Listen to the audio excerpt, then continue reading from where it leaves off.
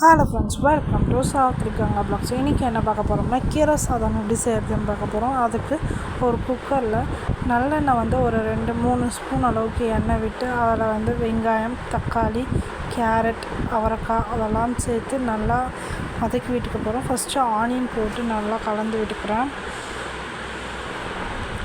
அதனால் ஆனியன் கொஞ்சம் லைட்டாக கலர் மாறின ஒன்றுவே நம்ம தக்காளி சேர்த்துக்கலாம். இப்போ பார்த்திங்கன்னா தக்காளி சேர்த்துக்கிறேன். எல்லாமே ஒவ்வொன்று தான் சேர்த்துக்கிறேன்.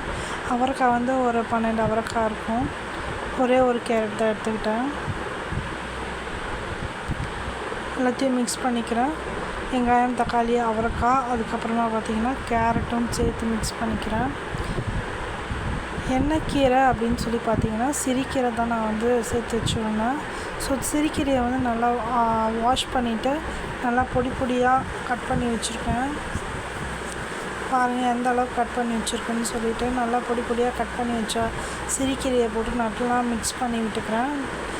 டேஸ்ட்டுக்கு அது சால்ட் போட்டு நல்லா மிக்ஸ் பண்ணிக்கோங்க. அதுக்கப்புறமா பார்த்திங்கன்னா அது கூடவே தண்ணி விட்டுட்டு நல்லா தாராளமாக தண்ணி வச்சுக்கோங்க. நான் ஒரு 30 டம்ளர் அரிசி போட்டேன். அதுக்கேற்ற அளவுக்கு அரிசி ஒரு 1 மணி நேரம் ஊற வச்சுக்கோங்க. அதே மாதிரி துவரம் பருப்பு செய்கிறோங்க. துவரம் பருப்பு ஒரு கைப்பிடி அளவுக்கு சேர்த்துக்கிறேன். சேர்த்துட்டு நல்லா மிக்ஸ் பண்ணி விடுங்க. மிக்ஸ் பண்ணதுக்கப்புறமா பார்த்திங்கன்னா ஒரு 3 டேபிள் ஸ்பூன் அளவுக்கு சாம்பார் பொடி சேர்த்துக்கிறேன். கடையில் வாங்கின சாம்பார் பொடி தான் சேர்த்துக்கிறேன். தண்ணி நல்லா கொதிச்சோடனே அரிசி வாஷ் பண்ணி வச்சுருந்தேன். ஒரு 3 வாட்டி வாஷ் பண்ணி வச்சுருந்தேன். வாஷ் பண்ணதுக்கப்புறமா நல்லா போட்டுட்டு ஒரு 4 விசில் வச்சு எடுத்துருக்கேன். அதுக்கப்புறமா பார்த்திங்கன்னா ஒரு கோலி குண்டு சைஸ் அளவுக்கு புளி எடுத்துருக்கேன். இதில் நான் கொஞ்சம் எக்ஸ்ட்ராவே எடுத்துருக்கேன். கொஞ்சம் புளிச்சாப்பில் இருந்துச்சு. நீங்கள் கொஞ்சம் கம்மி பண்ணிக்கோங்க. கோலி குண்டு சைஸ்க்கு புளி எடுங்க. நல்லா கரைச்சிட்டு அதுக்கப்புறமா பார்த்திங்கன்னா அதை சாம்பார் சாதத்தில் கீரை சாதத்தில் போட்டு நல்லா மிக்ஸ் பண்ணி விடுங்க.